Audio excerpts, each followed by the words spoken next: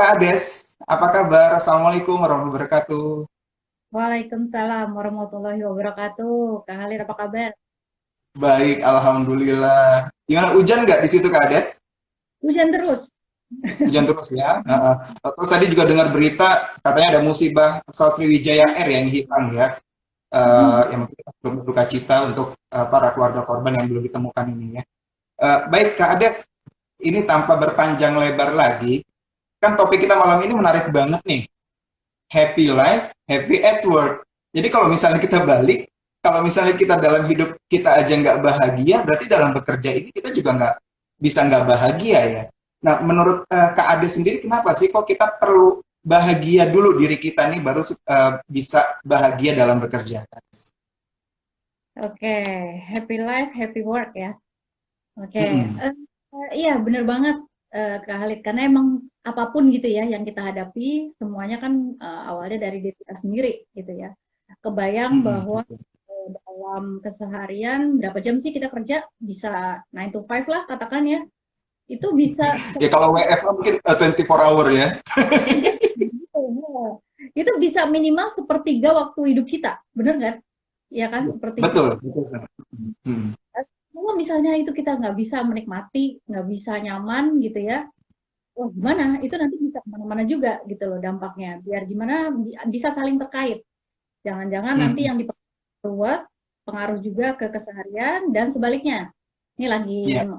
lagi ngomel nih, lagi marah-marah sama suami nih. Jadi tapi apa namanya nggak enaknya kerasa sampai sambil ngerjain jadi tetap kerasa. Nah, sama timbal balik itu. Jadi memang Mm. startnya adalah penting kita mungkin mendefine dulu gitu ya, kira-kira apa sih yang Ya. kita dalam bekerja atau kita mendefine apa sih yang ingin kita capai atau apa yang penting Mm. gitu ya buat kita personally gitu. Nah, nantinya Mm. mungkin saya ketika bekerja itu juga bisa optimal lah gitu, optimal memberikan hasil yang terbaik sekaligus juga bisa nyaman, diri kita juga menikmati, jadi diri kita yang happy. Mm.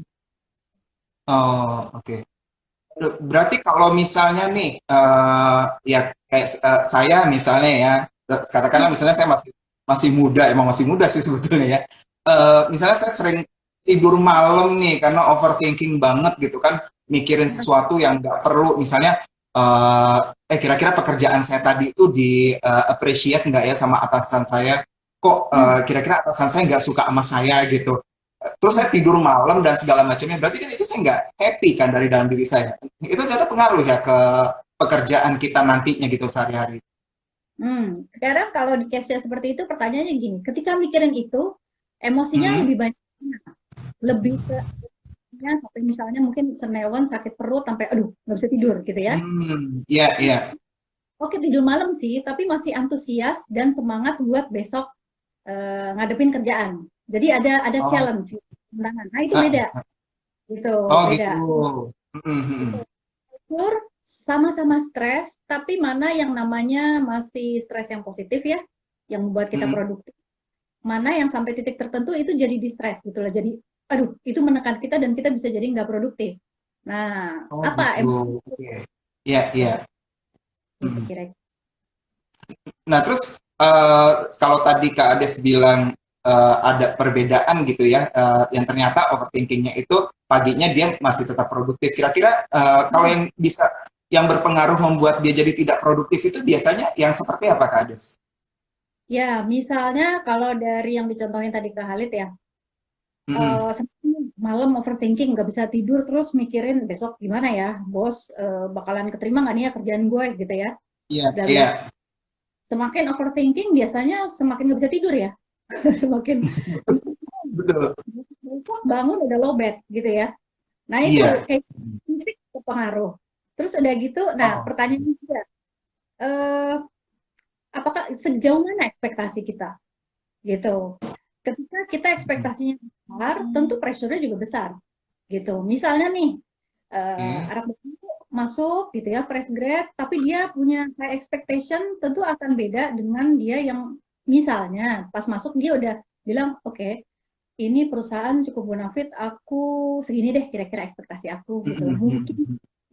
akan beda dengan yang tiba-tiba misalnya dia mendefine sesuatu yang tinggi, dia juga mau tes gitu, tapi ternyata pas dia terjun masuk, ternyata itu nggak gampang. Nah, gitu. Pertanyaannya Oh, sebenarnya kasih kita gitu, tinggi kah atau kita juga masih cukup proporsional mendefine-nya gitu. Itu kira-kira Kak Halid. oh, oke. Kalau sejauh pengalaman Kak Ades selama menjadi konselor di EAP ya, boleh tahu Hmm, nggak sih beberapa perusahaan Mbak yang memanfaatkan jasa EAP ini yang pernah Kak Ades jalani? banyak ya, banyak, Banyak. cukup banyak, cukup banyak. Dan sekarang makin banyak lagi karena kan memang orang makin aware ya tentang mental health Iya, di era iya. makin banyak gitu. Cukup Hmm, banyak hmm, hmm. Oke, mungkin berarti ya. sudah sudah lumayan ini juga ya perusahaan-perusahaan tuh lumayan aware juga ya karena setahu saya dulu di perusahaan saya ya mungkin KB sempat ikutan ya dulu ya itu tahun Ya, 2009 aja udah mulai ya tapi semakin kesini semakin banyak ya kayak memanfaatkan jasa tersebut ya. betul. Mungkin Oke. banyak, semakin aware dan mungkin kalau dulu apa ya, kecenderungannya gini ya, betul 10 tahun lalu tuh orang apa wondering ya, lu ngapain lu ke psikolog? Emang ada apaan sih gitu Betul. ya. Nah, Mm-mm. sekarang orang ya nggak apa-apa gitu loh. Gue cuman ya kayak gue pun juga kan demam kan pasti nanya dong sama dokter gitu, ya kan? Iya, iya, iya. Heeh. Gitu.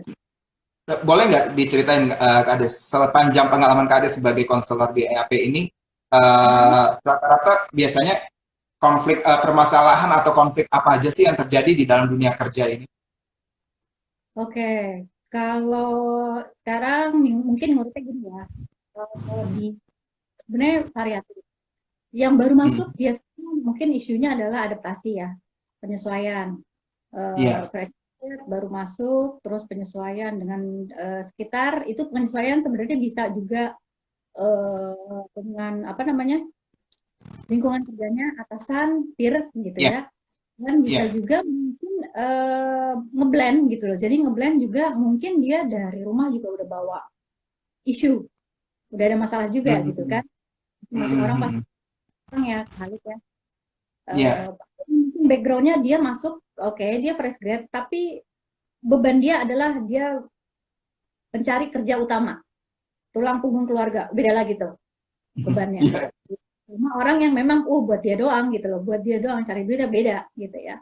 Nah iya. kemudian udah di dalam, biasanya mungkin terkait dengan apa namanya adaptasi juga gitu loh, apa gimana, mungkin ada rekan kerja, office politik itu juga ada Iya, kadang-kadang ya iya.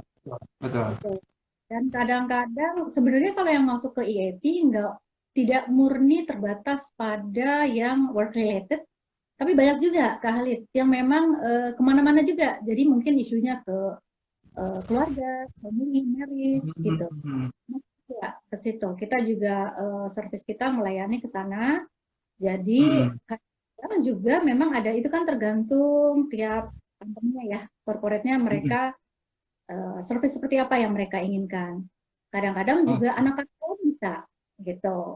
Anak karyawan hmm, banyak isunya banyak. Tapi kalau di kantor ya itu ada hmm. yang ini work related, ada juga yang ngeblend sama apa isu personal, biasanya Personal. adaptasi Hmm, hmm, betul.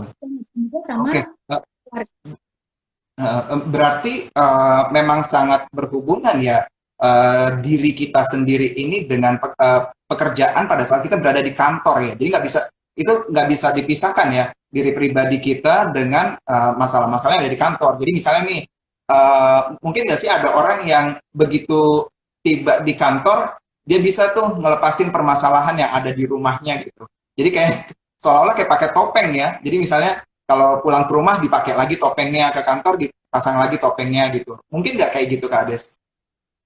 Bisa aja sih, bisa aja Hmm. kalau bisa ada lagi nih kan orang ada ya yang mungkin apa namanya infopunnya sama isu pribadi atau misalnya keluarga mungkin nggak terlalu dalam Hmm. bisa juga mungkin dia gini misalnya contohnya gini nggak banyak yang seputaran dia yang selain kerja ada juga saya menemukan orang yang gitu misalnya dia di Hmm. kos ya otomatis dia pulang udah sendiri dong nggak ada apa-apa nih nggak ada isu apa-apa ya udah Iya, tinggal tidur ya iya.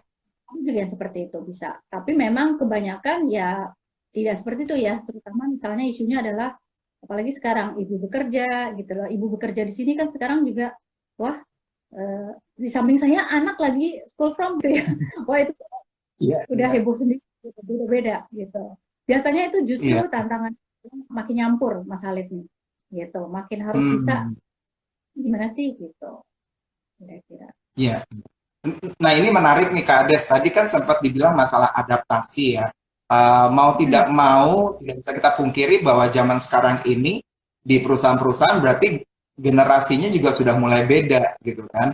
Kayak misalnya pengalaman saya sendiri di HR itu banyak karyawan-karyawan baru yang usianya mungkin udah relatif lebih sangat muda, yang mungkin sangat berbeda gitu ya. Nah, kira-kira bagaimana cara sahabat muda nih yang baru masuk dunia kerja untuk bisa beradaptasi dengan lingkungannya yang mungkin sudah agak berbeda kan kadang-kadang mereka juga mungkin suka gemes ya misalnya nah ada yang gagap Halo teknologi nih Mas Halid, seniornya ya halo tadi dulu. putus-putus ya Kok suaranya nggak ada ya? Aku nggak denger ya. halo ini sekarang gimana Tadi dulu. halo cek Kok cek suaranya nggak kedengeran ya? ini sekarang kedengeran nggak Tadi dulu. bentar saya juga mungkin saya switch ke paket data aja kalau gitu ya sebentar Kok suaranya nggak kedengeran? Nggak kedengeran suaranya. bentar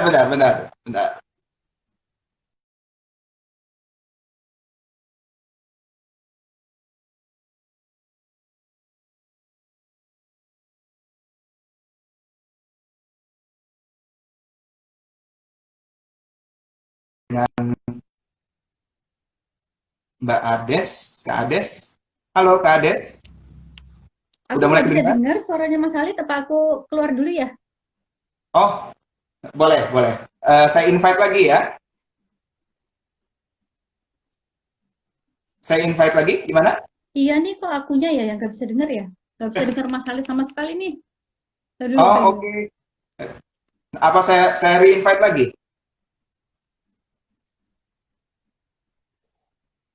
Bentar. Aku Saya- live dulu, nanti aku masuk lagi kali ya. boleh, silakan. Silakan nanti saya invite lagi ya. Oke. Baik, sahabat muda, sementara saya connect lagi ke Kak Ades, saya akan menyimpulkan sedikit tadi ya yang sudah disampaikan oleh Kak Ades bahwa ternyata memang sangat berhubungan masalah-masalah yang kita miliki atau kita hadapi sehari-hari. Jadi dalam berkarya ya dalam bekerja gitu.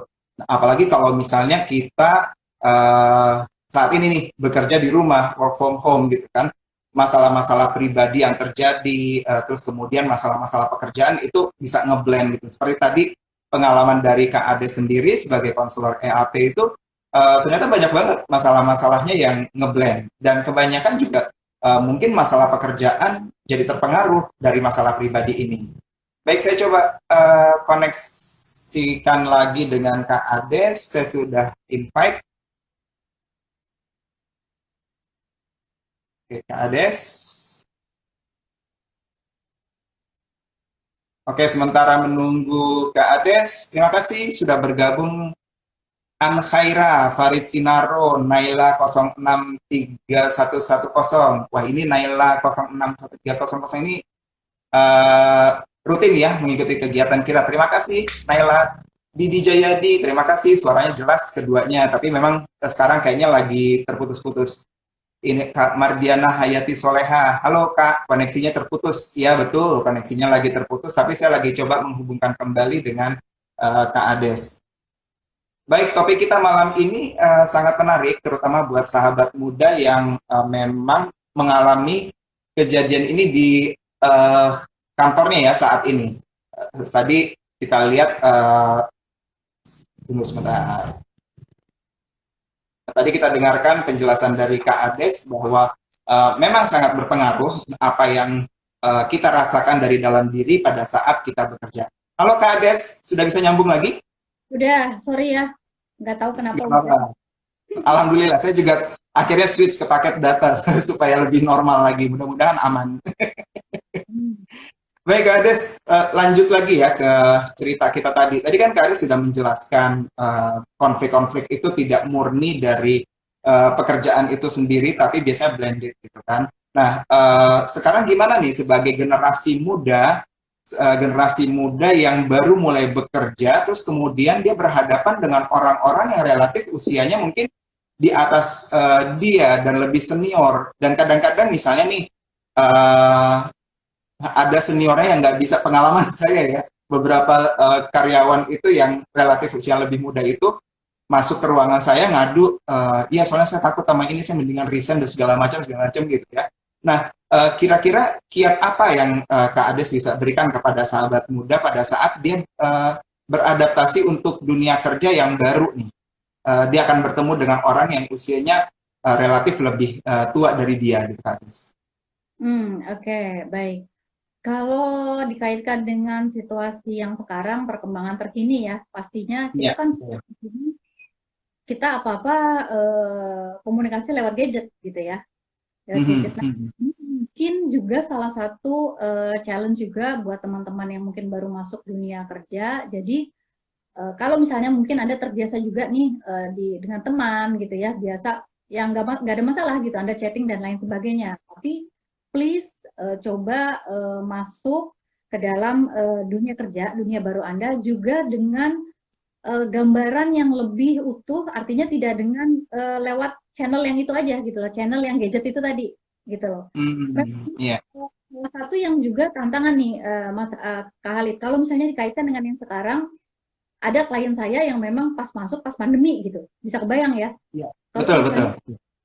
misalnya on the job training itu kan interaksi dengan banyak orang, kelompok gitu Iya, ya. iya. Nah ini juga di rumah gitu loh. Gimana nggak enak banget gitu ya, belum kenal ini, belum kenal itu, interaksinya pun jadi terbatas gitu loh. Nah, hadirkan gitu ya, Anda berkomunikasi dengan gadget betul. Hadirkan empati juga, hadirkan bayangan tentang siapa sih yang Anda hadapi gitu. Bahkan kalau perlu do some little research gitu, nggak apa-apa. Googling ini siapa sih gitu loh. Orang ini seperti apa atau dengan rekan kerja mungkin yang senior, dengan teman-teman lain, peer group gitu ya. Ini Bapak ini siapa, atau mungkin kita biasanya seperti apa, tipikal orangnya harusnya seperti apa, itu mungkin bisa menambah wawasan kita tentang ini siapa yang kita hadapi, ekspektasinya apa, kira-kira saya diharapkan apa, gitu, utuh. Komunikasi dengan teks itu terbatas ya. Kita mau sebanyak apapun emot gitu ya, segala stiker dikeluarin. Mungkin ya tetap gitu. Itu perlu kita nemuin nih orang sebenarnya gimana sih gitu loh. Biar nemu nyawanya gitu loh. Ini sebenarnya ini seperti apa. Bahkan kalau perlu nggak ada salahnya mungkin ya. Kalau ada momen-momen di mana dimungkinkan mungkin ya masih online sih karena sekarang pandemi ya. Meeting gitu ya. Perbanyak interaksi gitu loh kayak ngobrol atau kalau mungkin minta waktu sedikit gitu atau minta waktu sedikit untuk dapat masukan, buat dapat feedback itu gitu loh. Dengan demikian kan Anda juga menunjukkan bahwa Anda siap gitu ya sebagai newcomer, siap open up, siap belajar, siap juga menerima masukan gitu. Jadi kemudian kita masuk sebagai pekerja baru itu bukan dengan apa yang bayangan ada di kepala kita aja gitu, tapi juga kita cross check dengan apa sih yang diharapkan lingkungan, apa sih tuntutannya gitu. Jadi ini bisa ketemu di gitu. Jadi diharapkan kita bisa optimal nih tektokannya gitu. Jangan sampai kita dengan kepala kita sendiri gitu loh. Kita mikir bahwa aduh, gue takut nih gini. Katanya dia apa gitu ya. Katanya ini gitu. Enggak. Banyak hal yang harus karena memang komunikasi jadi penting ya, Khalid ya. Banyak hal yang harus kita cek nih. Ketika misalnya mungkin nerima teks gitu ya, ini seperti ini. Oh oke, kalau misalnya untuk memastikan tanya lagi, telepon nggak apa-apa, atau apa tuh namanya? Apa sih kita kalau kita paraphrasing gitu ya, disebut lagi gitu ya. Oke. Reconfirm gitu ya. Betul. Walaupun cuma texting, oke Bu, jadi nanti saya akan gini ya. Ketimbang cuman, kan kita kadang suka tuh texting cuman, oke, gitu doang. Itu kan kadang ya kan gitu nuansanya gitu. Jadi memang di enrich lah pengalamannya sehingga kita memang berhadapan ini memang benar-benar human to human interaction-nya masih tetap terasa gitu. Percayalah Hmm. ini memperkaya ketimbang cuman tektokan yang cuman oke, BTW apa gitu ya, singkat-singkat semua kadang-kadang kita kayak gitu. Gitu. Ya kira-kira gitu deh. Berarti kalau misalnya nih saya chat ke atasan saya, terus dia jawab misalnya ya gitu deh gitu, terus kemudian dia mungkin ada tanda tanya 3 kali, kan kadang-kadang kita tanda tanya bagi kita mungkin cukup sekali ya. Nah, Hmm. kadang-kadang saya suka ngerasa apa ya kalau misalnya ini sebetulnya paham nggak sih apa yang saya jelaskan ke atasan saya gitu. Nah, Hmm. kira-kira wajar nggak sih kalau saya punya sebagai karyawan baru tuh wajar punya perasaan seperti itu gitu? Wajar, maksudnya bingung gitu ya, lihat komunikasi atasan. Iya, iya, Nah, wajar aja sih kita pasti, ya kita kan pasti ada curiosity, ada bingung juga ya, wondering gitu ya, kalau ada yang nggak iya. jelas. Gitu ya. Justru di sini kuncinya adalah jangan terjebak di asumsi sendiri gitu. Jadi kalau bisa cross check, Hmm.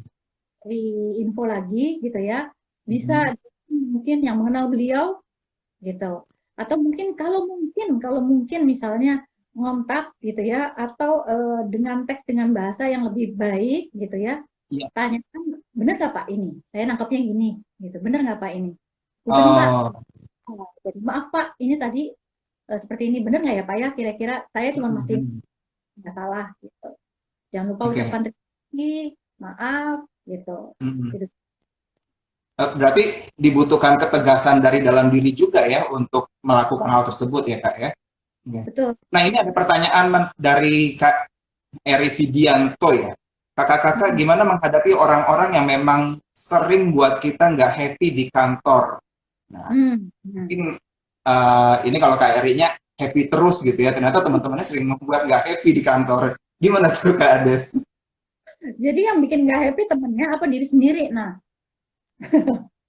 Ya teman-temannya ya. Jadi teman-temannya mungkin bikin nggak happy. Mungkin begitu baru masuk kantor, teman-temannya udah pasang mukanya cemberut dan segala macam. Jadi apa ya, bawaannya nggak enakin mungkin teman-temannya ini gitu. Sementara dia sendiri ngerasa pada saat pergi kerja atau baru masuk kantor itu udah happy bawaannya gitu. Tapi pada kenyataannya lingkungan kantornya itu yang serius, yang mungkin ini kayaknya dia kerjanya di ini kali ya, di bagian riset kali ya. iya betul.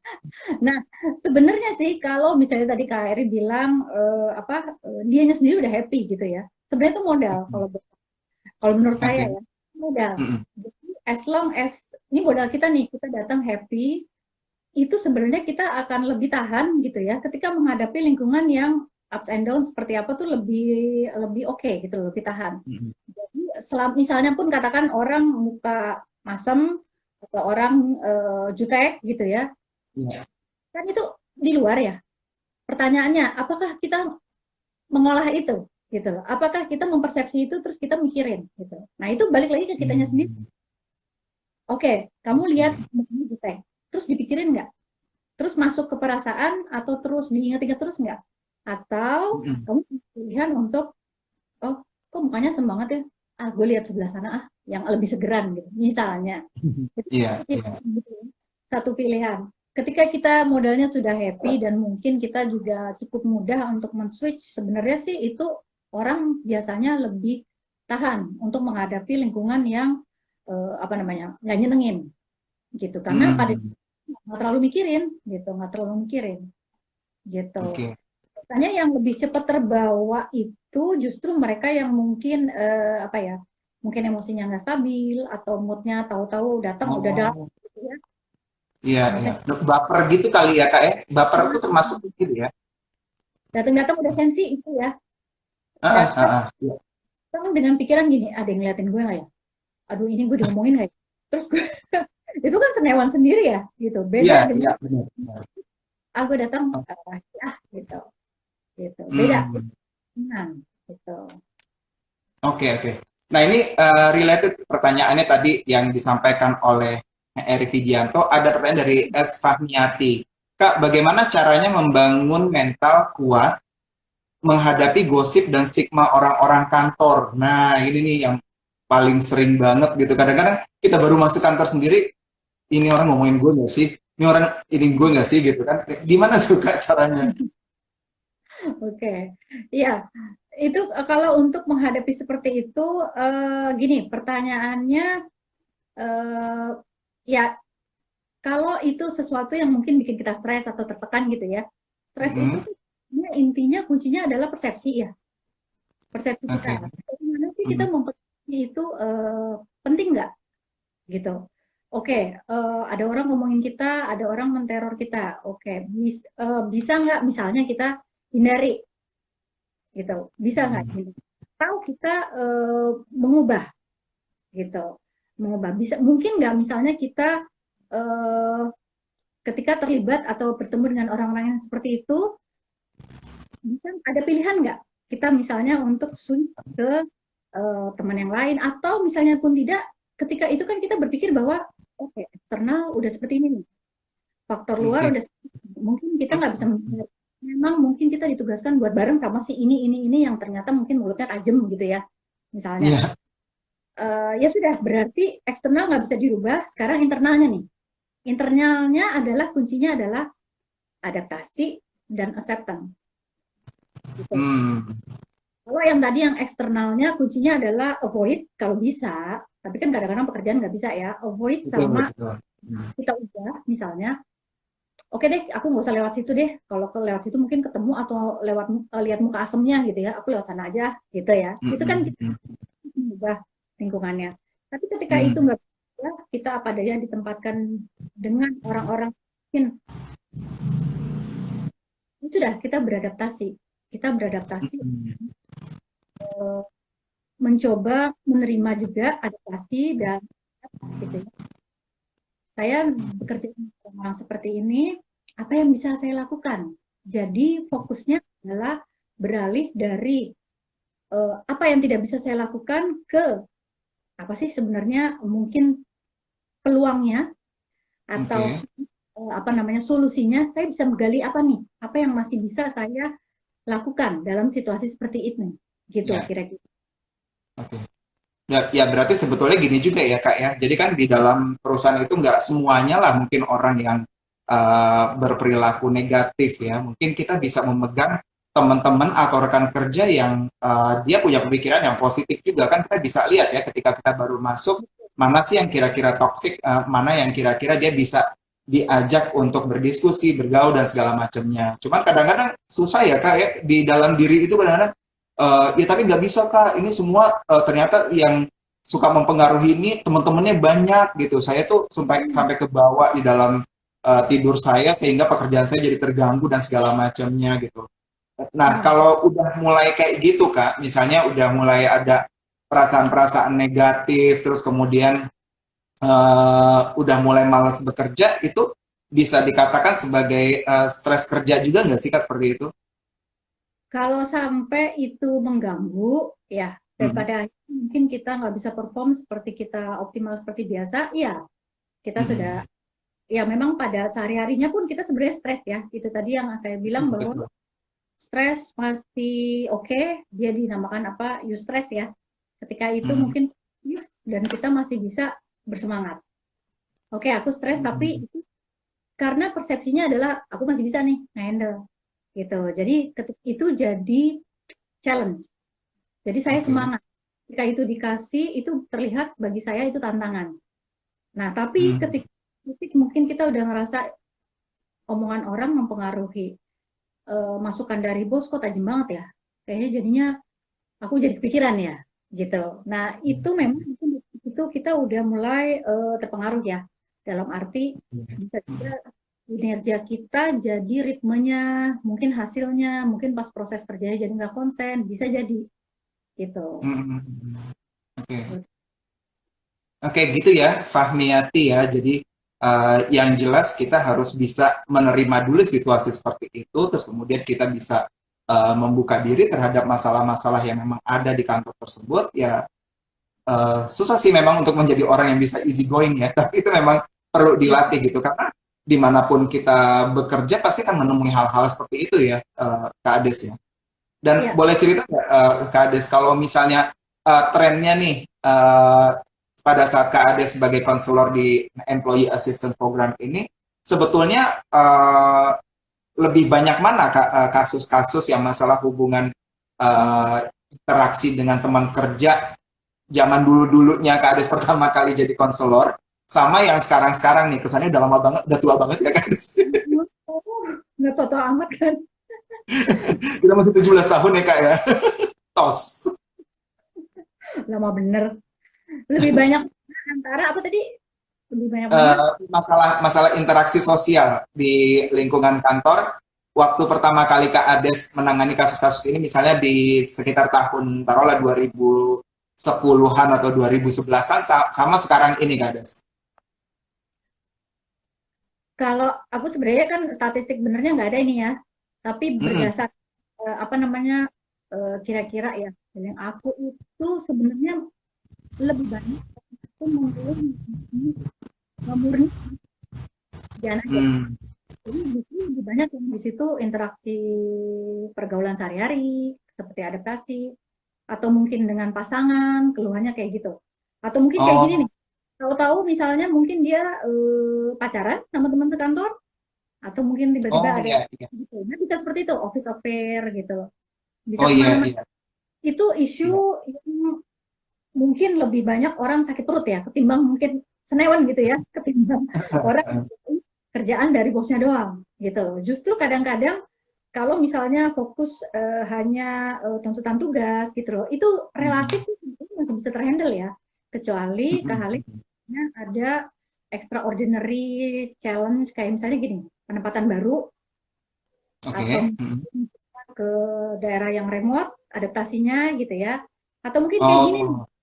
ada dulu klien saya, ini kan pandemi, sebenarnya dia dapat Hmm. promosi ke Hmm. negara lain, ke Eropa gitu. Iya. Dia kerja di perusahaan yang cukup besar. Kita kayaknya kalau disebutin kita ngiri deh pokoknya. Waduh, enak banget kerja di situ gitu ya. Hmm. Tapi apa daya, itu mimpi dia gitu. Ketika di situasi ini pandemi dia nggak bisa kemana-mana dan itu semua dengan Hmm. jam yang beda. Dia harus manage, harus mungkin di belahan bumi sana, jamnya beda, kebalik-balik, dan dia belum kenal. Kebayang ya? Oh iya, iya, iya, betul, betul. Ketemu langsung belum pernah, gitu ya. Ketemu langsung belum pernah, terus tektokan langsung belum pernah, tapi dia harus harus ketemu dengan timnya yang seperti ini gitu. Sementara ketika Iya. misalnya dia ngomong, timnya di sebelah sana itu udah punya bahasa sendiri karena mereka udah sendiri gitu loh, udah satu apa namanya lengket Satu sendiri. tim lah ya. Iya, Ya, iya. sama. Sementara dia kan baru nih masuk, wah itu challenge-nya Hmm.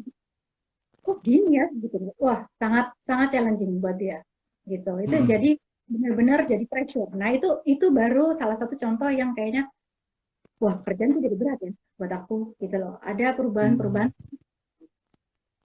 Oh, oke. Nah, Kak Ades, sekarang kan kita udah hampir setahun ya masuk work from home bagi teman-teman yang pekerja nih, terutama Mm-mm. untuk yang baru mulai kerja juga gitu.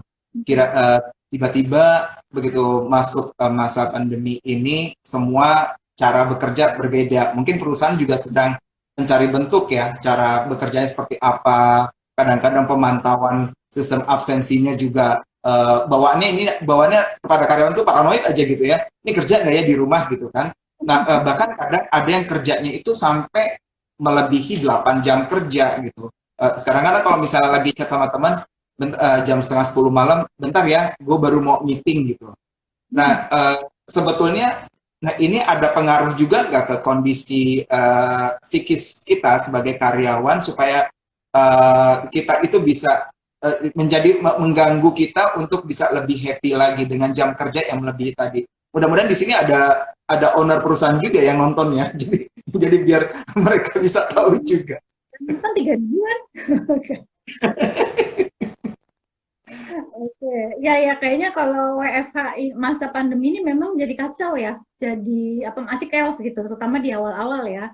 Apa owner cari merumuskan kebijakan, terus mungkin HR bingung, apalagi ya atasan, manajer, bawahan bingung semua sebenarnya ya. Bayangin Ya. yang lembag kayak misalnya tim sales gitu juga kadang-kadang bingung tuh. Ini apaan sih? Ini kok pandemi terus kita nggak boleh kemana-mana, tapi target dinaikin. Ini dari mana sih logikanya gitu ya? Kebayang Iya. kan? Jadi Hmm. memang ini pressure tersendiri, Kak Khalid. Yang Iya. kepotret saya adalah eh, sebenarnya chaos gitu ya. Chaos dalam arti gini, semua cari bentuk untuk menemukan mana sih yang pas gitu ya di awal-awal seperti itu. Nah, kadang-kadang memang betul ada yang jadi overtime, jadi overwork, bahkan jadi melebihi sebelum pandemi gitu loh. Tadinya mungkin dia kan keluar kantor tutup laptop dong ya, sampai rumah udah urusan rumah. Sebenarnya kan gitu. Tapi ini karena rumah sama kantor boundary-nya nggak jelas, udah jadi satu. Kadang-kadang jam 7 tangting-tangting gitu ya, masuk lagi Mm-mm. request gitu. Iya. Jam 7. Atau mungkin maleman, ada yang bilang maleman malah baru meeting gitu. Betul, itu memang salah satu tantangan dan salah satu pressure juga yang membuat sebenarnya kita jadi lebih kacau sih jam ininya ya. Karena kita kan gini, kalau sesuatu itu kita bisa tahu polanya, patternnya, bisa kita pegang. Itu kan kita lebih sure ya, lebih pasti, artinya kita lebih certain, lebih apa, nyaman lah gitu ya. Nah, Mm-mm. ini muncul ketika kita nggak bisa nangkep polanya. Terlalu banyak yang uncertain. Nah, itu Iya. ini kayak gitu. Memang banyak yang jadinya apa namanya bingung gitu. Dia sendiri bingung. Miss, aku harus gimana sih? Tahu-tahu begini. Belum lagi misalnya, oh ya, satu hal lagi nih. Kadang-kadang kan ada yang kalau meeting kan kita semua ketemu gitu ya. Dan Mm-mm. Iya. kantor ketemu itu kan tektokan. Walaupun kita tektokan di lift ketemu, di lorong ketemu gitu ya. Mm-mm. Mm-mm. Dengan ini dari apa Zoom ke Zoom gitu ya, online ke online, itu kadang-kadang beda-beda gitu loh. Kita udah ngomong ke sini, tapi rupanya yang situ belum tahu. Ada aja yang Iya. tiba-tiba kebetulan pekerjaan jadi Betul. ekstra gitu loh. Udah dapat Mm-mm. pekerjaan, jadi dapat lagi pekerjaan. Memang seperti itu, dan itu yang membuat jadinya gini Kak Halid, eh, memang coping strategi kita yang mungkin dulu bisa kita pakai, kita terapkan, mungkin Mm-mm. sekarang di upgrade, nggak bisa lagi Mm-mm. gitu. Jadi memang kita sekarang harus ekstra eh, apa namanya di upgrade sedikit gitu ya. Gimana caranya nih? Kita bisa jumpalitan, tapi kita juga bisa tetap sehat. Nah, gimana caranya tuh? Itu kan tangan banget gitu. Iya. Iya. Gitu. Patternnya bisa ketebak, kita mungkin gampang. Pulang kantor, commute di jalan, bahkan di jalan aja mungkin kalau kita naik mobil, kendaraan umum, kita bisa baca buku ya. Kita udah Mm-mm. fresh gitu loh. Kita udah fresh sebelum ketemu orang rumah. Itu boundary-nya jelas. Tek, tek, tek. Ini gitu ya. Oh. Kita lagi meeting, bisa jadi anak kita kan ngelempar gitu bola ke sini, bisa juga kan. Sekarang kan udah Iya. Iya. Iya. gitu. Iya. Nah, Iya. itu memang jadi memang sebisa mungkin Kak Halid setting boundary itu penting. Mm. Jadi saya selalu bilang kalau bisa gitu ya, ketika begitu banyak hal yang uncertain atau rasanya chaos, nggak bisa dikontrol, Mm. uh, oke, nggak apa-apa. Tapi mulai dari diri kita sendiri, ini mana nih yang bisa kita pilih, setidaknya bisa kita atur dulu, walaupun dalam hal kecil-kecil. Misalnya, Oh. Kak Halid, misalnya gini, pagi bangun gitu ya. Nah, sekarang ngaku deh, kan ada juga ya zaman pandemi ini yang bangun tidur gitu ya, mandi bersih gitu ya, terus tiba-tiba buka Zoom kan ada ya. Iya. Betul. Betul. Sebenarnya itu bikin kacau sih. Maksudnya bikin kacau dalam arti, waduh masih campur-nyampur gitu loh. Nah, Iya. Betul. sebenarnya kalau mau jelas, kita juga harus ada batasan. Jadi di mental set kita itu jelas. Bangun, mandi, pakai baju rapi, it's a Mm-mm. must. Ya itu harus gitu loh. Jangan sampai masih bau kasur gitu ya, tiba-tiba udah online, itu kacau juga di sini kita gitu. Jadi Iya. minimal kita misalnya oke lah kita nggak punya rumah yang luas atau spesial ruangan kerja, nggak apa-apa. Tapi make it apa namanya clear, ada boundary. Kalau misalnya ada anak mungkin apa ya kayak ada partisi, ada pintu mungkin bisa ditulis mungkin apa apalagi kerja gitu ya, tunggu sampai jam segini gitu. Atau mungkin Anda bisa set up your mood dengan eh, apa aja yang menyenangkan Anda. Misalnya mungkin bisa pasang aromaterapi, bisa pasang musik yang enak, Oh, oke. gitu. Set up your mood, set up your environment, sehingga itu memunculkan entusiasme dan itu kan enak ya, perasaan bahwa kita bisa take control over something. Iya. Walaupun dari situ, gitu. Paling nggak mulai Hmm. dari situ. Sebelum kita mulai ketemu sama hal-hal yang lain. Gak apa-apa, set up dari situ aja Hmm. dulu. Itu biasanya cukup bantu, gitu loh. Iya, Gitu. iya.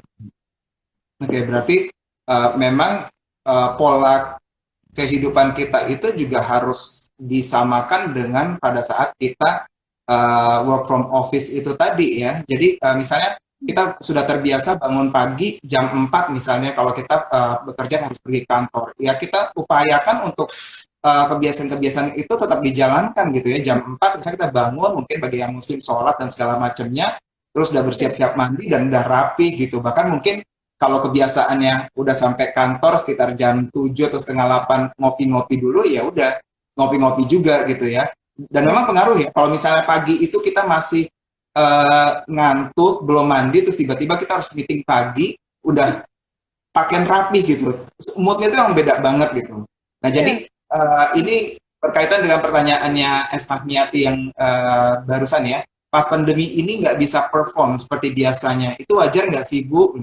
Ya sepertinya wajar ya kayak jadi karena perusahaan pun juga sedang mencari bentuk nih seperti apa sih supaya karyawannya bisa tertib terus kemudian target tercapai dan segala macamnya sama dengan kita atau keponakan sepupu atau anak kita Hmm. sekolah juga sama kan guru-gurunya juga sedang mencari bentuk pengajaran Hmm. yang efektif itu seperti apa. Jadi seperti itu ya Fahmiati ya.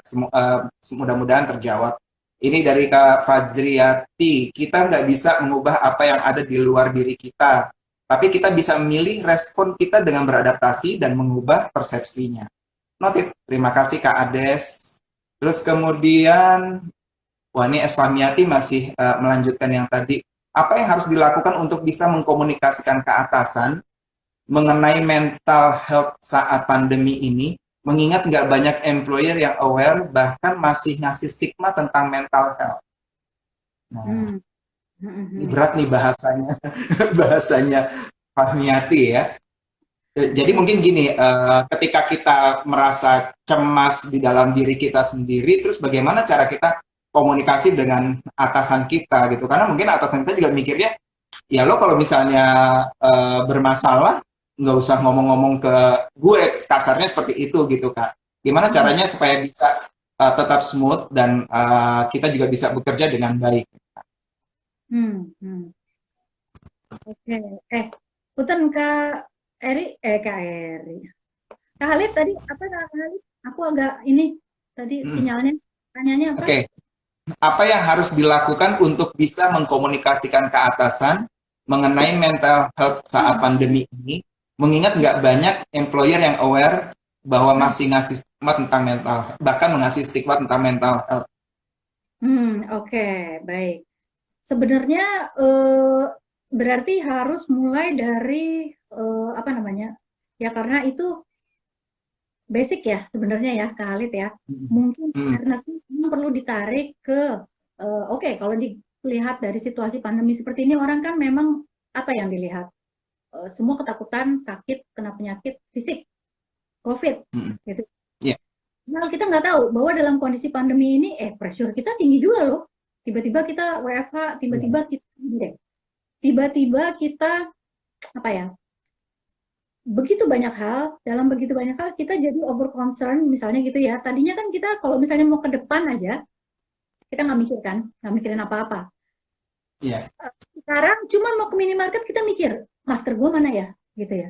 Terus ini mana ya, ya? Kita mikirnya panjang. Nah, ada banyak perubahan yang, hey, itu adaptasi yang challenging banget secara mental, gitu loh. Itu baru ya, di hal kecil, belum hal-hal yang seperti pressure kerjaan, gitu. Mungkin bisa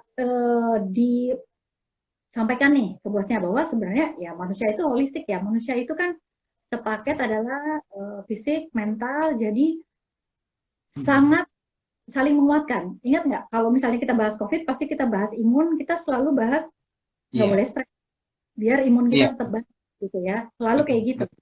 Gimana caranya supaya nggak stres, gitu. pastinya kita harus concern juga tentang mental health ini, gitu loh. At least kita tahu bahwa ini tidak kurang pentingnya lah dengan kesehatan fisik, gitu. Jadi kita juga mesti sama-sama tahu nih, ini kita menghadapi seperti apa, kita mesti saling menguatkan, atau apa yang mesti kita pahami tentang mental health ini. Itu kayaknya harus mulai disampaikan ke atasannya mungkin ya, gitu. Nah, itu nanti balik juga Jadi, sih tentang jadi nggak apa-apa ya sebetulnya kita membicarakan secara personal ke atasan kita ya, daripada kita memendam sendiri, akhirnya itu mempengaruhi kinerja kita juga ya. betul, Ini, karena sebetulnya performa juga ya, Kak Halid ya. iya betul, betul. Ini juga kata Dian Wah, Dian Wah. Iya betul, jam kerja nggak karuan, bahkan Sabtu Minggu pun harus siap. Alhamdulillahnya Sabtu malam ini nggak ada kerjaan ya, jadi bisa nonton sharing kita malam ini ya. Terima kasih Dian Wah. Terus kemudian si Bunda Indah, apalagi sambil harus dampingin anak SFH, ya Mbak Ades ya, dan Mas Salid. Nah ini juga menarik bagi sahabat muda yang memang sudah menikah dan punya anak ya Kak. Kadang-kadang suatu tantangan tersendiri nih untuk menghadapi work from home gitu. Kadang-kadang suaminya juga mungkin kerja, istrinya juga kerja, sama-sama di rumah, terus anaknya, yang repot nih kan kalau anaknya masih balita ya Kak Ades ya. Oke, kita sekarang berbicara anak-anak yang anak-anaknya mungkin yang sudah sekolah atau masih balita, udah TK gitu. Kira-kira menyiasatinya seperti apa nih Kak Ades untuk mereka, bagi pasangan muda yang sudah berkeluarga dan punya anak, terus kemudian dia juga work from home. Oke, ini memang salah satu yang challenging juga, Kak Halid. Karena ada kayak misalnya yang tahu-tahu datang ke saya, dulu nggak pernah tuh mukul anak gitu ya. Tiba-tiba dia mendapati, loh kok gitu loh, mulai WFH ini kok tiba-tiba saya senewan sendiri gitu ya. Di sebelah anak saya balita, terus dia gemes gitu loh. Aduh, lagi meeting gitu ya, anak rewel. Tiba-tiba dia menyadari bahwa loh, kok sekarang saya mukul ya gitu. Dan dia sedih sebenarnya, dia sedih. Nah, mungkin sebenarnya kerangkanya gini sih Kak Halid, aku juga tadi mau mengaitkan mungkin ya, dengan kayak misalnya mikir tentang target, mikir tentang pressure kerjaan, dan ini sekarang pressure kerjaan plus di rumah kan, situasi rumah ya. Banyak ekspektasi ke kita, banyak tuntutan, banyak sepertinya pressure gitu ya. Sehingga kalau saya mengedepankan gini, kerangka berpikirnya juga ada self compassion di situ Kak Halid. Itu penting.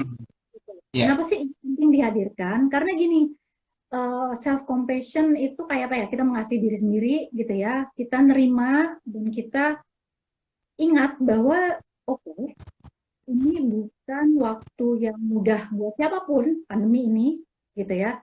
Siapapun pasti challenging menghadapi ini gitu. Jadi that's why penting juga saya suka menekankan bahwa be gentle with yourself, with ourselves. Itu penting karena di sini kita juga tidak tiba-tiba kita mempush diri kita untuk jadi ibu yang super, untuk jadi tetap yang super gitu ya, istri yang super bisa semuanya, enggak. Kita semua belajar gitu loh. Jadi maafkan diri Anda gitu loh. Ketika tiba-tiba mungkin Anda ada kesel-kesel dikit gitu ya, ngelihat anak, aduh dia gemes gitu, kayaknya pengen mukul gitu ya. Kayaknya pengen. Nah ini di titik ini mungkin balik lagi belajar dulu tentang pengendalian emosi, manajemen emosi. Misalnya ketika itu tiba-tiba senewan nggak tertahankan atau cemas, mungkin kita bisa kita nggak usah lihat dulu deh anaknya, bentar ya, mama ke kamar mandi dulu ya, gitu ya. Bentar, aku ke toilet dulu. Di toilet mungkin Anda bisa tarik nafas dalam gitu ya, gitu. Terus Anda mungkin bisa kayak meluk diri Anda sendiri gitu. Kenapa? Biar buat menenangkan gitu. Buat menenangkan diri Anda. Di toilet dulu. Anda tenangkan dulu. Tarik nafas dalam. Kalau bisa nafasnya nafas perut gitu ya. Biar tidak dada. Kalau di dada kan biasanya kalau kita deg-degan atau kita senewan kan gitu ya. Nafas pendek ya. Nah ini kita ambil nafas panjang, tarik, tahan bentar, hembuskan perlahan. Gitu. Nah, kita take time sebentar, tidak usah lihat anaknya sebentar, nanti ketika kita sudah tenang, reda, itu dipastikan otak kita tidak didominasi oleh si emosi lagi. Artinya, kita nanti tidak reaktif ke si anak. Kita tidak nyemprot, marah, kita tidak marah secara verbal, apalagi memukul gitu ya. Iya. Setidaknya bisa, oke, kita mungkin belum bisa mikir solusi, tapi setidaknya kita nggak mukul dia dulu, gitu. Setidaknya kita Hmm. ngomong dulu ke dia. Bahkan kalau perlu kita belum bisa nih ngomong apa-apa ke Halid, tapi nggak apa kita keluar, kita peluk aja anaknya gitu, peluk aja anaknya. Nanti Iya, juga iya. lagi ya, lebih adem, lebih tenang gitu. Nah, itu saya rasa itu kayak perlu dilakukan pelan-pelan Kak Halid. Nanti lama-lama ketika itu udah terpola, lama-lama kita akan lebih nyaman bisa ngadepin seperti itu. Gitu, tidak reaktif. Hmm. Itu ekspektasi itu tadi aku bilang mungkin tidak tiba-tiba jadi superwoman gitu ya, superwoman. Iya, iya. Maafkanlah ketika ada sedikit-sedikit lah ketidaksempurnaan. Ya udahlah ini berantakan dikit gitu. Terus ngepel misalnya ya, ya 3 kali sehari nggak apa-apa, gitu. Nah gitu-gitu. Maafin diri Anda gitu ya. Be gentle dan ringan aja lah gitu. This is too much. Ini masih belum pernah dihadapi siapapun gitu. Pernah nggak ada latihan buat pandemi? Nggak ada kan? Yang pernah latihan Betul, betul. gitu. Udah tenang aja gitu, tenang aja. Anda keluar dari sini alive, happy itu udah oke banget gitu. Jadi Hmm. ekspektasi gitu ya. Ekspektasinya jangan terlalu don't be too hard to yourself lah. Biasanya memang Kak Halid mungkin ya orang-orang yang high achiever, orang-orang yang mungkin high expectation itu mungkin Ya. akan lebih tinggi pressure-nya sih Kak Halid ketika ngadepin Oh, seperti ini gitu. gitu. Oke.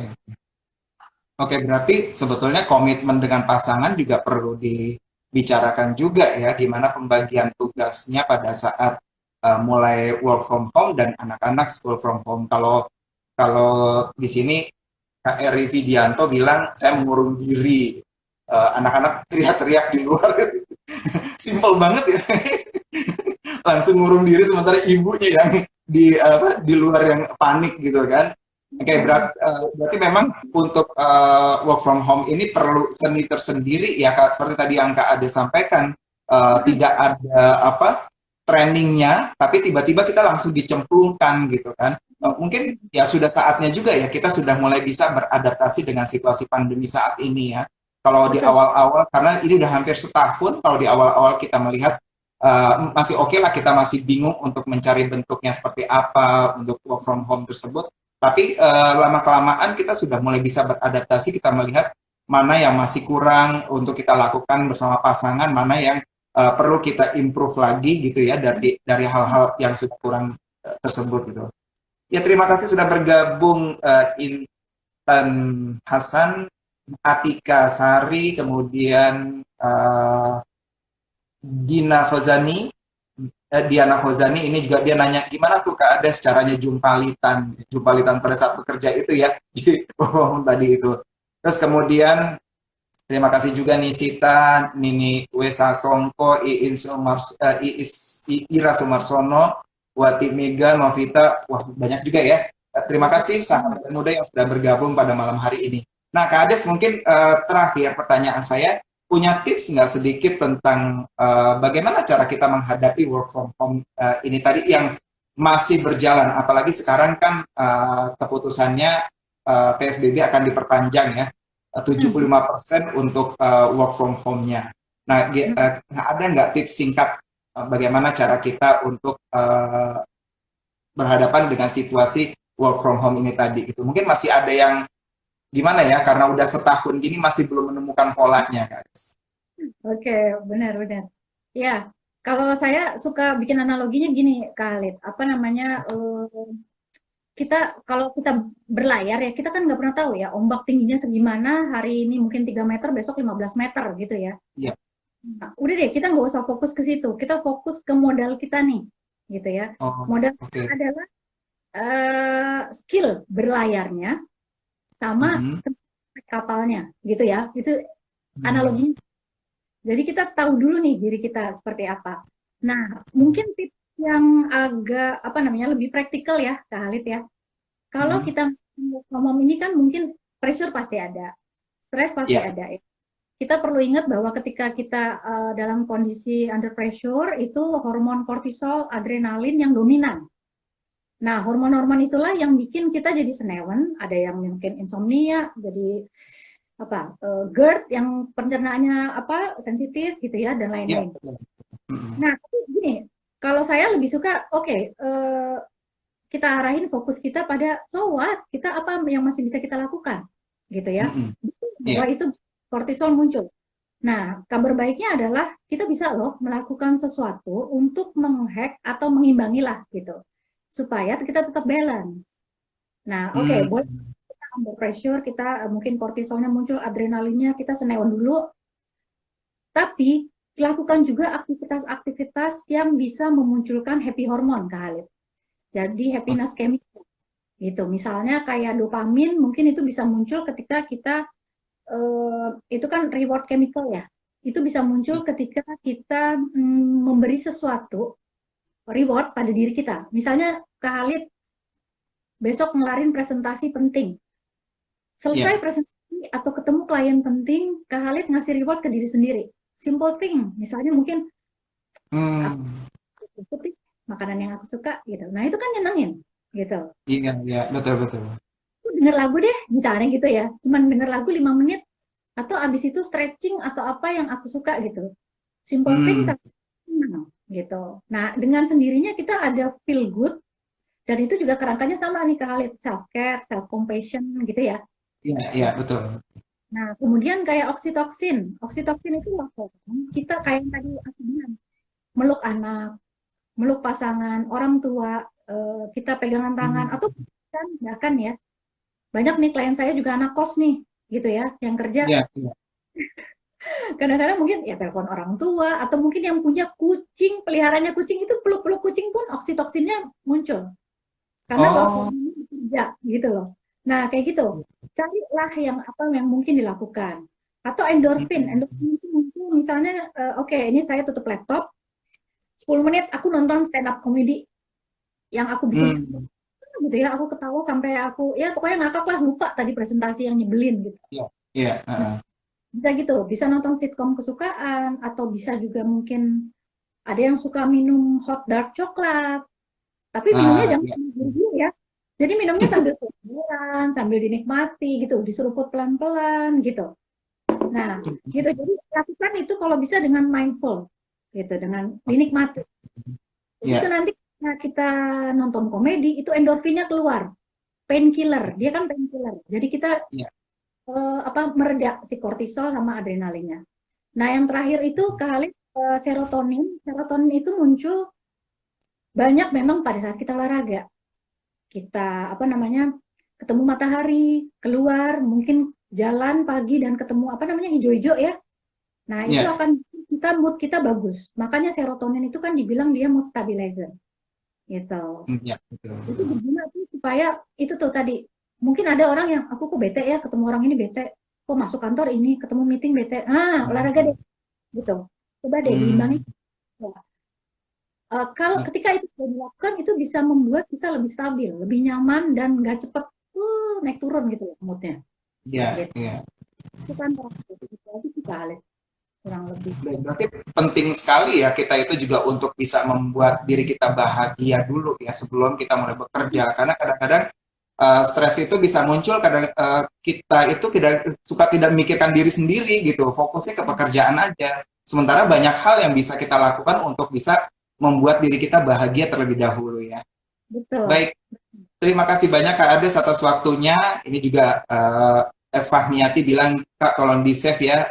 Betul, nanti setiap episode SMS kita save di Instagram Sahabatku atau nanti bisa juga dicek di channel YouTube kita Sahabatku .sahabat ayah bunda.